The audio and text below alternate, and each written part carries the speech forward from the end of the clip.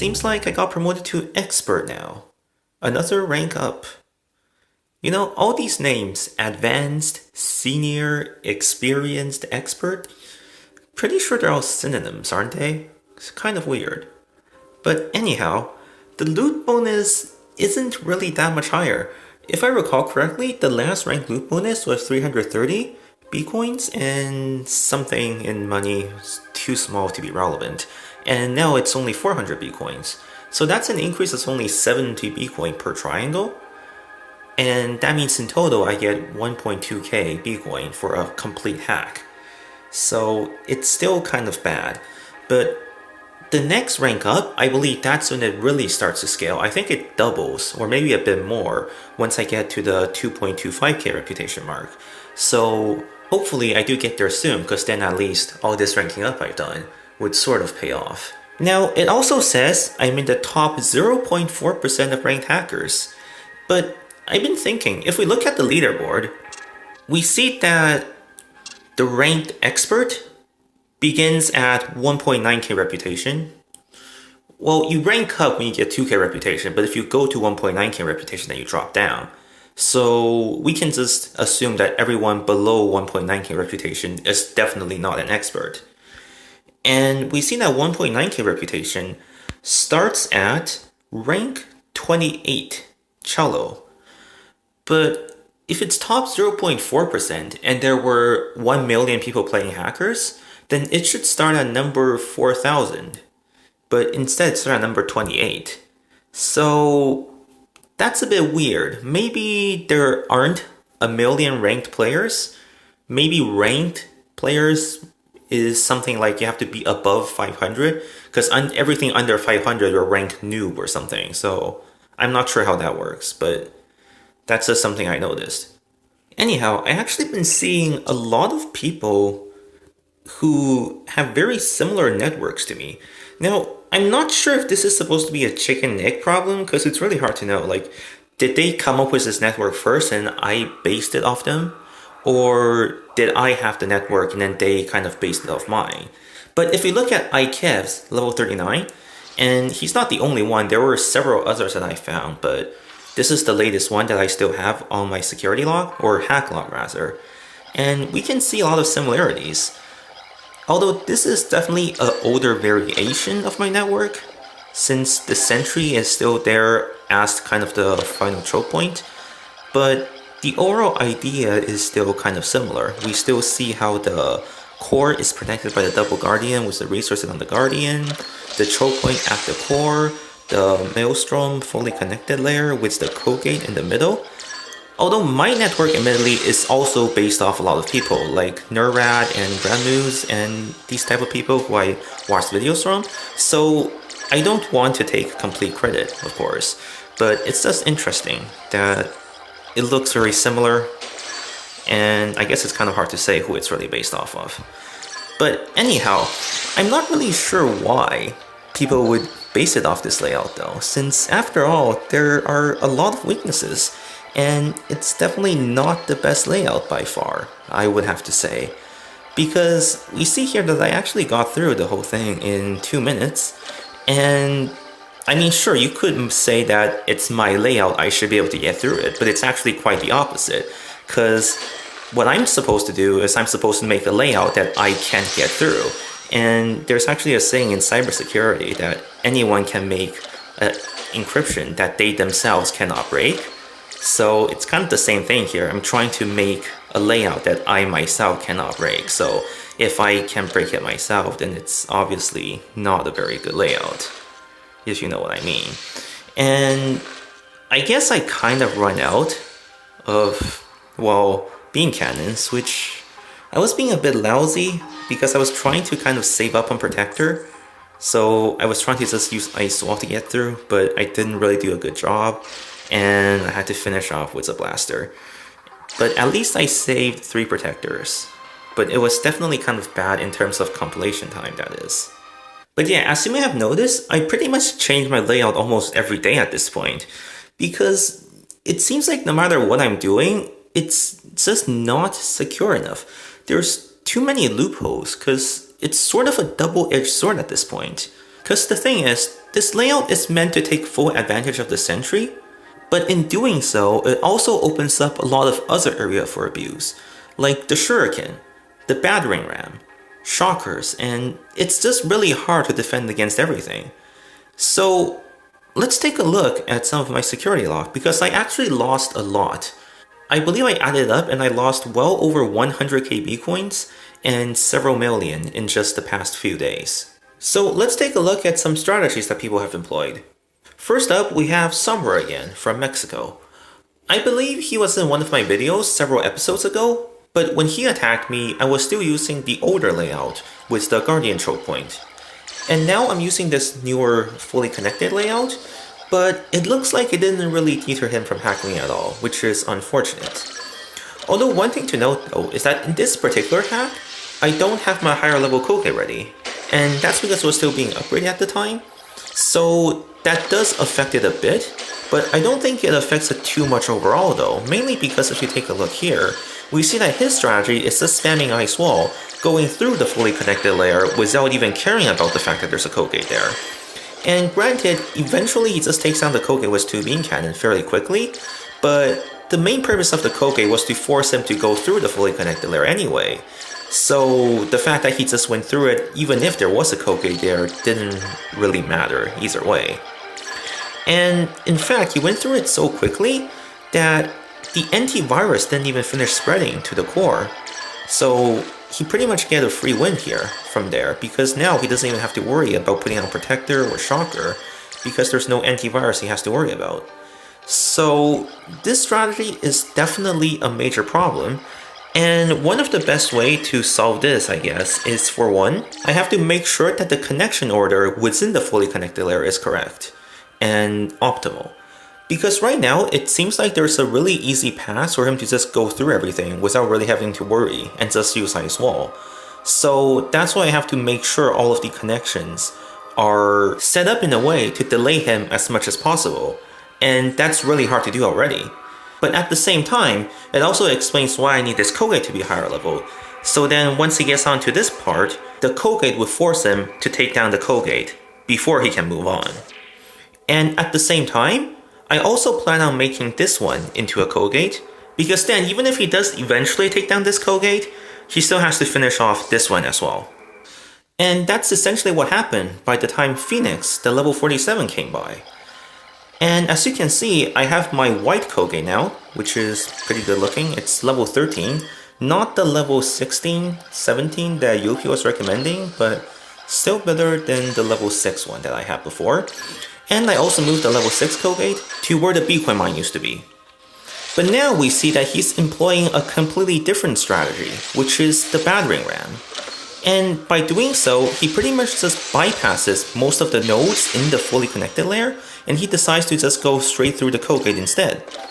And that's why I had the black ice there, because I kind of wanted to prevent them from doing that, because I expected that there will be some people who employ this strategy, and I was thinking that by having the black ice there, it would be able to stop them, because, I mean, having the black ice hit your protector is gonna hurt the protector quite a bit. But unfortunately, it looks like my black ice isn't high enough level, and his protector is a high level, being at level 11 and all. So it didn't really work the way I wanted to, even though I guess in theory it might have been okay, but in practice, not so much. So he just used battering rams, 4 of them, 2 on each Koge, and he just got through the fully connected layer by skipping through all of the nodes and just going through the Koges directly, and then he still had 2 minutes to spare. And this is the main reason that I think Koge is actually kind of the opposite of the Sentry. Because with the Sentry, it's quality over quantity. With just one Sentry, it pretty much is as good as having any amount of Sentry. But with Koges, we see that because of the fact that there are battering rams, if you have only one Koge that's a very high level, they can just put on double battering ram, get through that one Koge really quickly, and then, well, it doesn't really matter if it's a really high level Koge, because the battering ram is pretty much a hard counter to the Koge. Whereas on the other hand, if I had, say, 3 or 4 Koges, all white, then he actually can't afford to use 2 battering ram on all of the Koges, because that would be, I guess, pretty slot heavy. And as a result, he'd be forced to using one battering ram per code gate, and that would actually induce a much greater delay than if I had a single really high level code gate. So in this case, it might be better so that I just need to level enough code gate so that it's a high enough level that they would want to use the battering ram over waiting for the beam cannon.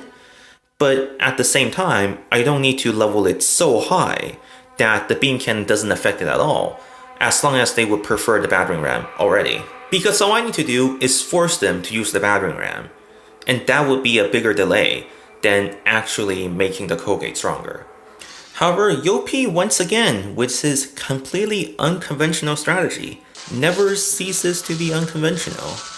This time, he decided to hack me without using Protector, which is quite embarrassing, to be perfectly honest. But let's take a look here. Because he uses the Shocker in combination with the Shuriken, I think it actually gives him a much greater advantage compared to some people who use his pure beam cannon, because he has a much easier time finding the optimal pass and skipping through the high level code gate. We see here that he only focuses on the few nodes that really matter, and he was able to get on to the one node that he really needs to, which is my higher level sentry that's connected to the code gate. And since my other code gate that's connected to the scanner is still a lower level, all he has to do is just put on the shuriken here like usual, and he pretty much just gets past this fully connected layer once again, except his strategy is to bypass everything through the fully connected layer as opposed to taking over everything. And then once he's here, since he has the shuriken, he quite easily basically nullifies this choke point, because he's able to pretty much take down the compiler and the evolver, so then he can survive with only the ice wall. Whereas if the compiler and the evolver were here, he would probably need a protector. So against a style like this, probably the only way would be once again the code gate, because otherwise he could just go ahead and get onto the sentry and just take over the code gate. Whereas if I had the code gate at a much higher level, he might not be able to do that nearly as easily. And I can see why he would advocate for a single high level code gate, because, well, against his style, one code gate is better than multiple code gate. But at the same time, there's multiple style that I have to consider, which is the main problem here, right?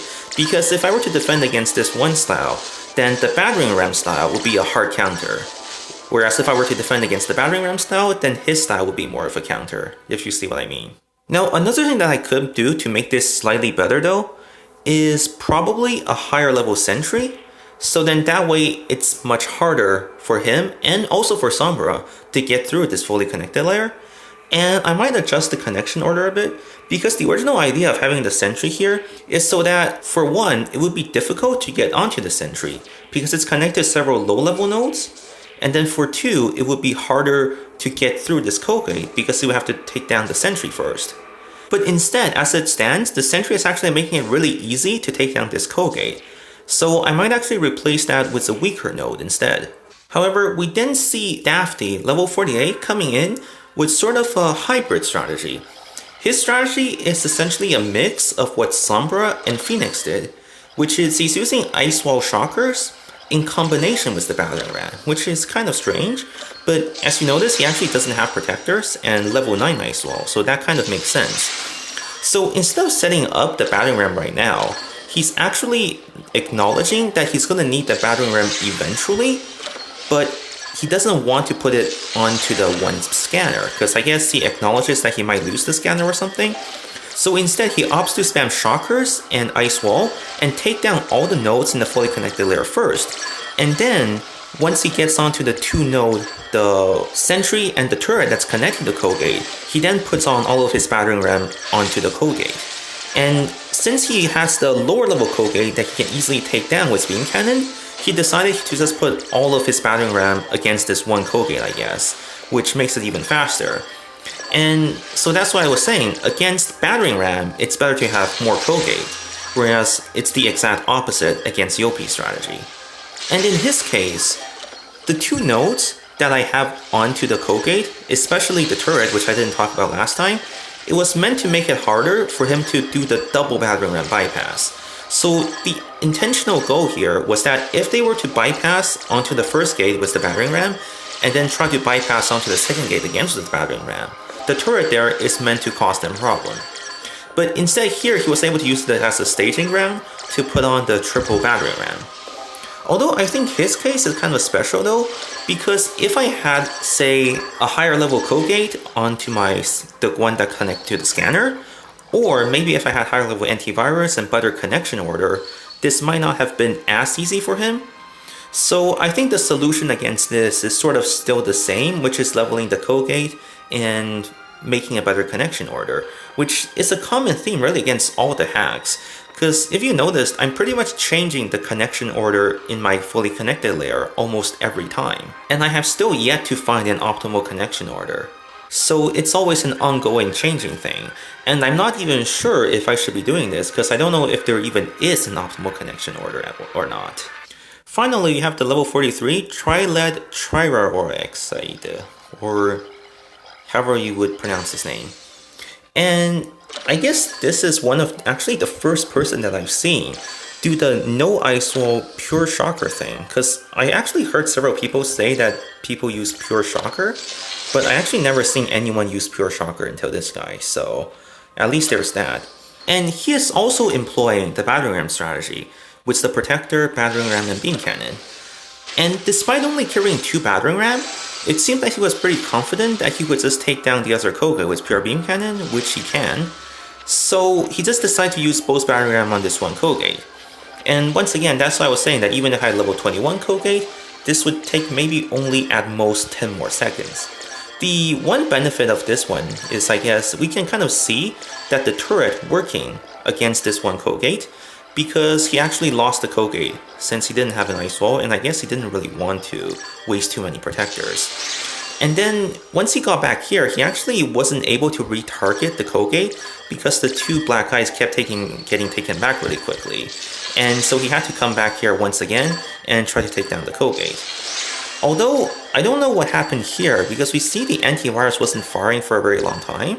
And if the antivirus did fire, it might have made his job a little bit harder. But it looks like this might actually be one of the best connection order I have so far. Or it could be just that he's screwing up quite a bit, and not using any ice wall isn't actually the best way to go. But he's able to bypass that, and he gets onto this one scanner choke point, and from there he just uses beam cannon to take down everything. Now, he has level 14 protector, so it makes this core choke quite a bit weaker, and that might be one of the motivation to just finish the upgrade of my sentry, because after all, the sentry is already level 20, and another upgrade would actually be quite a big difference. So since I'm almost done upgrading the sentry to max, I was thinking that maybe I might as well just finish it. I mean, it can only help, it can't really hurt, since against any of these opponents, the sentry would help in one way or another. So hopefully now you can see why this is sort of a double-edged sword, because it's good, but there's also too many things to defend against. There's the possibility of having to defend against battering rams, having to defend against shuriken bypass, having to defend against just going through the fully connected layer, so you have to think really hard for an optimal connection order. You even have to upgrade some of these nodes, like these 2 black ice, so that it actually works when they try to bypass. Since we saw with the high level protector, these 2 black ice really didn't do anything at all. And there's really just a lot of things that needs to be considered with this layout. Whereas a very popular layout that I've seen with some of the higher level players like Muscles, eeopY2411, is that they were opting for a more time wasting layout. So their layout is very straightforward, and in fact they don't even use choke points with security nodes. What they do instead is that they would put up a choke point against a code gate and against 2 regular nodes like the compiler and the evolver, and then they force you to target the code gate first. So with a level 21 sentry, you would need a really high level protector like level 14, level 16 protector to withstand that. And you can't even use beam cannon either, you have to use battering rams or blaster to get through the code gate. So it's pretty much designed to waste time rather than to make it harder to take down things. Because with the traditional security node choke, it's more about not making a mistake so the node doesn't get reclaimed back. Whereas with a time wasting layout, it's more about having a strong enough protector in combination with firepower to take down the code gate before the antivirus chews through your protector. So that's an interesting strategy that I've seen as well. But I sort of don't like that strategy because it's also going to have the same problem against battering rams and shurikens. So I'm probably not going to switch layouts just yet. I still have to think more about it. But at least now, if you are trying to do something kind of like my current layout, you can kind of understand all the weaknesses that this layout has, and what makes it a double-edged sword. But on the other hand, it's also possible that maybe I'm taking this the entirely wrong way, because once again, I was saying earlier that this layout is optimized to take advantage of the sentry in combination with security nodes and reclaiming nodes back. But maybe that's kind of obsolete at the higher level, and this layout just doesn't really work out. And instead, time wasting is really the way to go, because that could be it as well. So that's why I've been upgrading my storages again, so that I can finally get to level 12 core and finish the final upgrade of my sentry, which would actually add plus 17 to the strength. So that's actually a lot of damage when you multiply that by 3 nodes attacking at the same time. Because no matter what layout I go with in the end, whether it's the time wasting layout or staying with this current layout, definitely upgrading the sentry will benefit both, so I might as well finish the upgrade. But yeah, that's it for today. If you liked the video, then please be sure to like and subscribe, and I'll see you next time. Thank you.